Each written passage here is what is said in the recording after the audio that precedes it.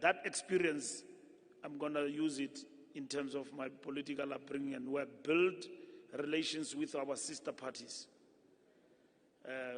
We must be very much concerned about what is happening in Zimbabwe and what role we need to play to solve what is happening in Zimbabwe, because we don't subscribe to the idea of regime change in Zimbabwe. We need to campaign very hard to get things right, because Zimbabweans are coming to our country in their numbers because something is not right in their own country, which we must support them.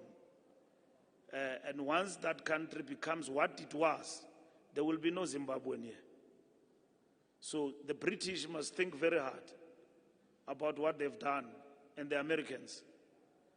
They must uplift the sanctions so that Zimbabwe can grow as the economy, and not use sanctions to deepen the pain and the impoverishment of Zimbabwe.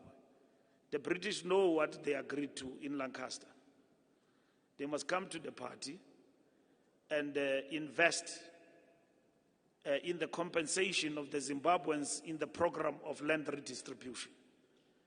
The 40 or something billion pounds they promised Mugabe and ZANU-PF, they must come to the party and not use the issue of land reform program of ZANU-PF as a scapegoat to run away.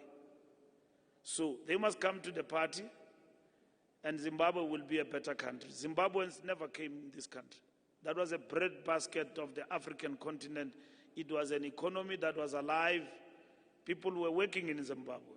Now you've got Zimbabweans crossing, facing life and death, crocodiles coming into our country because there is no life. And where life is here in South Africa. And that has embedded our economy.